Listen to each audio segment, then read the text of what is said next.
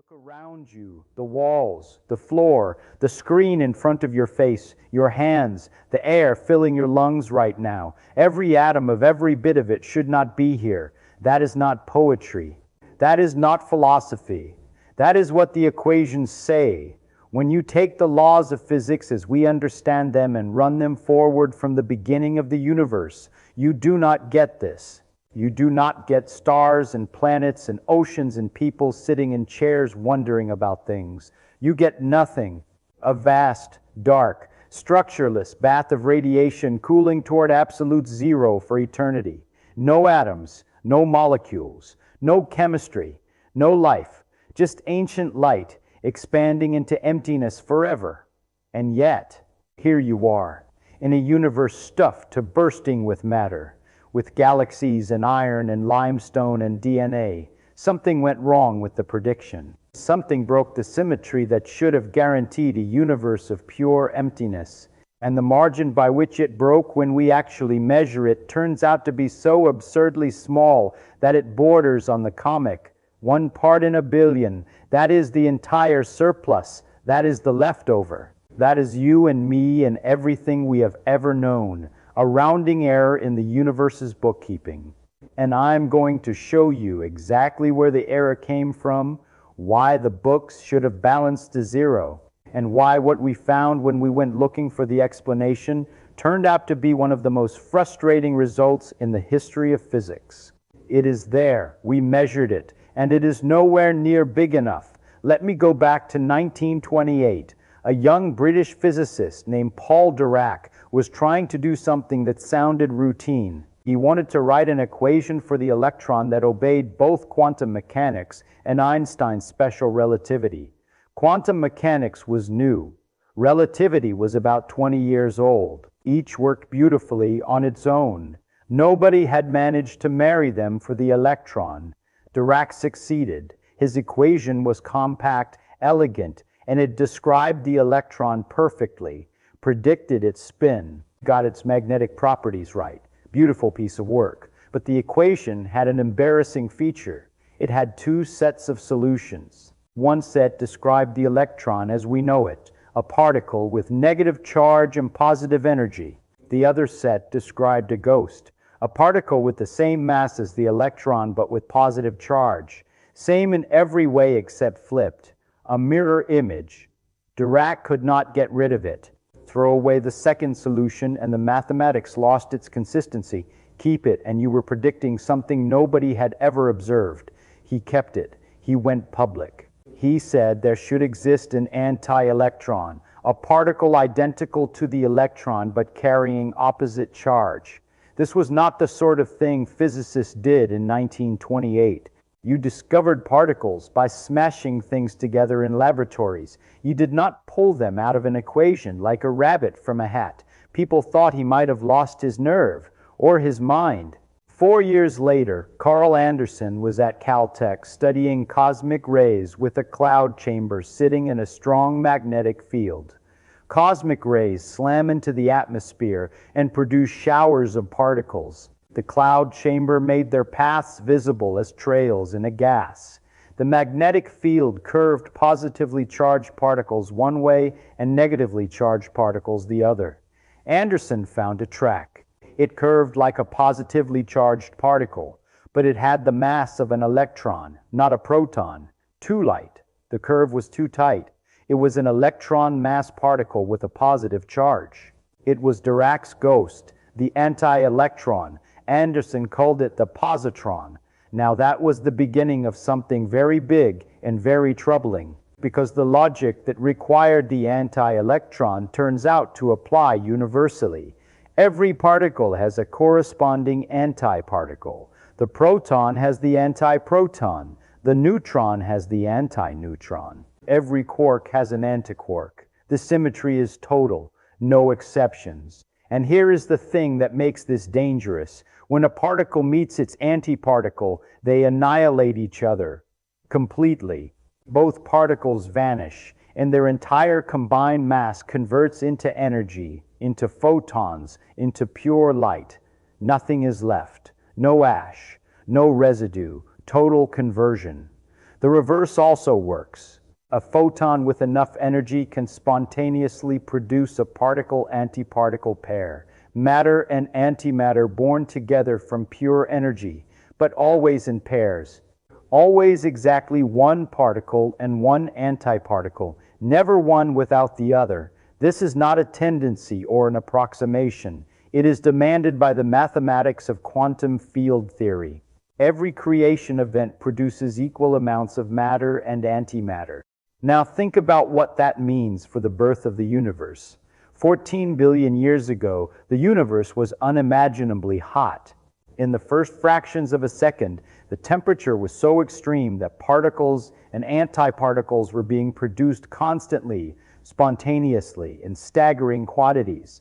Quarks and antiquarks, electrons and positrons, a churning ocean of matter and antimatter being created from energy and annihilating back into energy over and over, billions of times per second in every cubic centimeter. Then the universe expanded, it cooled, the temperature dropped below the threshold needed to create new particle pairs. Production stopped, but all those particles and antiparticles were still there, crowded together, and they did what particles and antiparticles always do. They found each other and they annihilated. Every quark met an antiquark. Flash, gone. Pure light. Every electron met a positron. Flash, gone. Pair after pair after pair, destroying each other with perfect efficiency, converting mass back into radiation. If the initial production was perfectly symmetric, which is what the equations demand, then the annihilation should have been total. Every particle should have found a partner, every single one. The universe should have been left with nothing but a sea of photons, an expanding cloud of light, and nothing else for the rest of time. That is the default prediction, an empty cosmos. I sometimes imagine explaining this to a student and watching their face. You sit there in a universe made of matter, in a body made of matter, on a planet made of matter. And I tell you that the mathematics governing the creation of matter predicts that none of it should exist. The expression people make is wonderful, a mix of offense and confusion, as if the universe has been caught committing fraud. So what happened? How did matter survive? We can quantify how much survived. We look at the cosmic microwave background, the ancient afterglow of the Big Bang, and count the photons. Then we count the protons and neutrons, all the matter we see. For every proton that exists today, there are roughly 1 billion photons in the background radiation. 1 billion. That means the annihilation was almost perfect. For every billion particle-antiparticle pairs produced in the Big Bang, matter outnumbered antimatter by exactly one. One extra particle. 999,999,999 particles of antimatter for every billion particles of matter. That single surplus particle, 1 in a billion, is everything you have ever seen or touched. The entirety of the observable universe, all its galaxies and stars and heavy elements, is the tiny residue left over from the great annihilation. You are what survived. Barely. So the question becomes very sharp. What broke the symmetry? What made matter outnumber antimatter by that razor-thin margin? The laws of physics, as we write them down, treat matter and antimatter nearly identically. The word nearly carries the entire weight of your existence. For a long time, physicists believed the symmetry was exact. There was a principle called CP symmetry. C stands for charge conjugation, which means swap every particle for its antiparticle. P stands for parity, which means reflect everything in a mirror. Put them together and CP symmetry says that if you simultaneously replace all matter with antimatter and mirror the whole arrangement, the physics does not change. The same forces act. The same reactions occur. The universe runs identically. If CP symmetry were exact, every process that produces matter would produce antimatter at precisely the same rate. The ledger would always balance. The universe could never develop an asymmetry, and the cosmos would be empty. For matter to exist, CP symmetry must be violated somewhere. There must be some reaction buried in the laws of physics that treats matter and antimatter differently. Some process with a slight preference, a tiny thumb on the scale. Imagine a casino where the roulette wheel is rigged. Not obviously, not outrageously. The ball lands on red 50.05% of the time and black 49.95%. Nobody notices on any given night. But over 1 million spins, red slowly accumulates more chips. A tiny bias, invisible at the level of individual bets, becomes decisive over enough repetitions. The universe needed something like that, a roulette wheel that slightly favored matter. And in 1964, two physicists found it. James Cronin and Fitch were at Brookhaven National Laboratory studying the decay of particles called neutral kaons. Kaons are short-lived particles made of a quark bound to an antiquark. There are two varieties of neutral kaon, distinguished by how they decay. The variety called K-long was expected, if CP symmetry held, to always decay into 3 lighter particles. Decay into 2 particles was forbidden by CP symmetry. The mathematics said it could not happen. Cronin and Fitch set up their detectors. They watched K-long particles decay. Thousands of them, millions. And very occasionally, roughly 2 decays out of every 1,000, a K-long decayed into 2 particles instead of 3. The forbidden thing happened, not often. 2 in 1,000 is a tiny rate, a fraction of a percent. But it was real. It was reproducible. It showed up consistently, run after run, unmistakably there. The laws of physics do not treat matter and antimatter with perfect equality. There is a bias, faint, barely detectable, but present. Cronin and Fitch shared the Nobel Prize in 1980. What they had discovered was not merely an obscure property of an unstable particle. They had found a crack in the symmetry that, if the symmetry had been perfect, would have guaranteed a universe of nothing. Now here is the part that keeps me up at night. We found the bias, confirmed it, measured it carefully. Then we asked the obvious next question. Is this bias large enough to account for the observed matter-antimatter asymmetry? Is the thumb on the scale heavy enough to explain why 1 particle in 1 billion survived? No, not remotely. When you calculate how much asymmetry the known CP violation in kaon decays would produce during the Big Bang, the number comes out roughly 1 billion times too small. 1 billion. The mechanism we found is real, but it is absurdly insufficient. Like finding a leak in a dam and realizing the leak could account for 1 drop of the flood that is currently drowning the valley. There must be additional sources of CP violation that we have not discovered. Other processes, other reactions, other parts of physics that distinguish between matter and antimatter more aggressively than the kaon system does. Something substantial enough to tip the scales by 1 in 1 billion. We do not know what these sources are.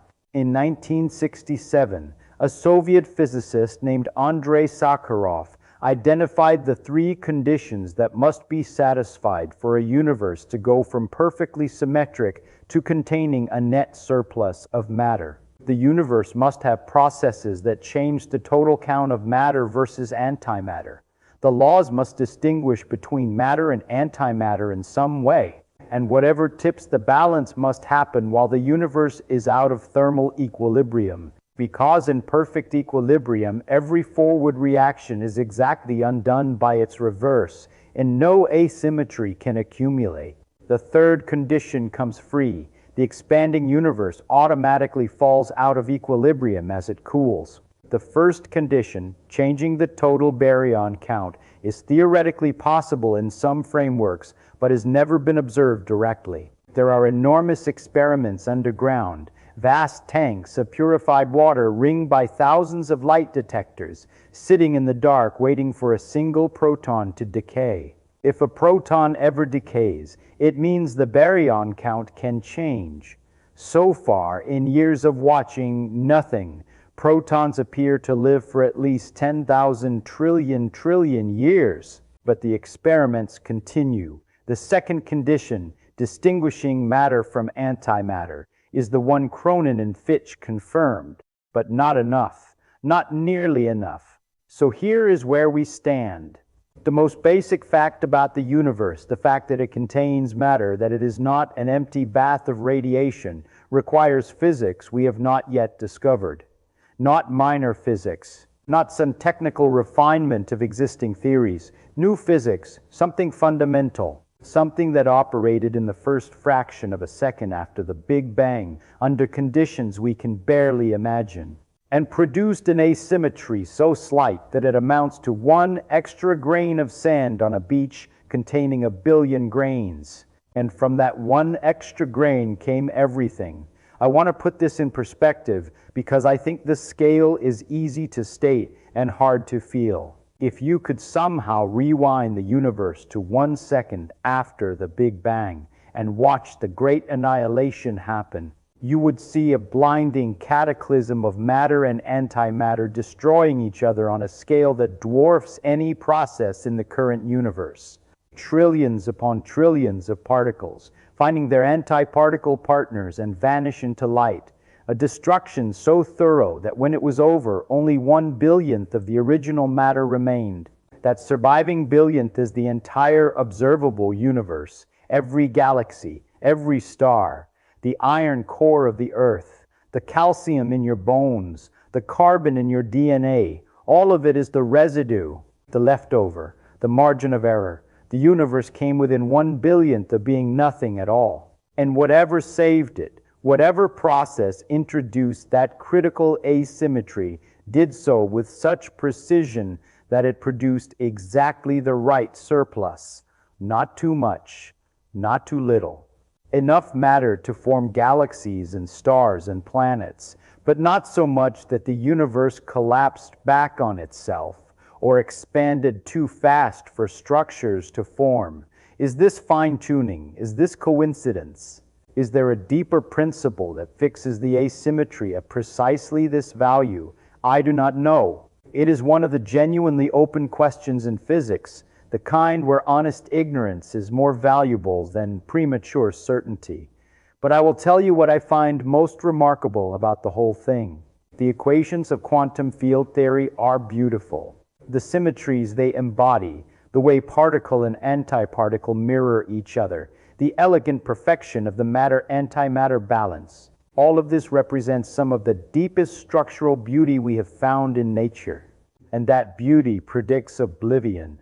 If the symmetry were perfect, the universe would be empty. The most elegant equations we have ever written describe a cosmos without anything in it. We exist because the symmetry is broken, not shattered, not demolished, cracked by the slightest amount. 1 part in 1 billion, the beauty has a flaw, and the flaw is the only reason there is anyone around to appreciate the beauty. I have spent my career studying the symmetries of nature. I have learned to see them as deep and powerful and revealing. But this is the one case where the most important thing about the symmetry is that it fails, where the imperfection matters more than the perfection, where the crack in the mirror is worth more than the mirror itself. The universe should be empty. The mathematics is clear, and the fact that it is not, the fact that anything at all exists, means there is a piece of physics we are missing, something fundamental, something that hides in the first microsecond of creation and tips the scales by the barest conceivable amount. Finding it would mean understanding why there is something rather than nothing. That is not a small question. That might be the question.